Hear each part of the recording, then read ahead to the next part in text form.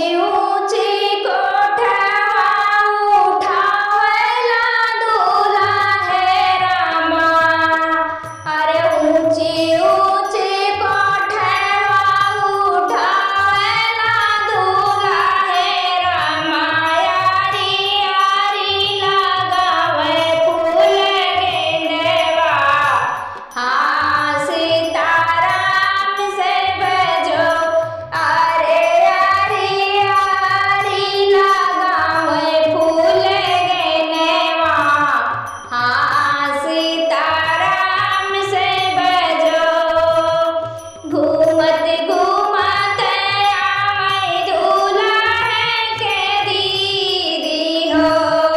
अरे घूमते घूमते आवे दुल्हन के दीदी हो। अरे हाथ जोड़ी मांगे फूल गेंदवा। हाँ सीताराम से बजो अरे हाथ जोड़ी मांगे फूल गेंदवा। हाँ सीताराम से भजो। जब तू ही लेबू बहिनी हमरा फूल गेंदवा हो।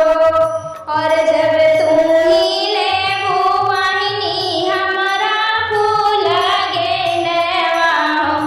अरे राती भरी आयु मोर महालिया। हाँ सीताराम से बजो अरे रतिया में आयु मोर से झरिया।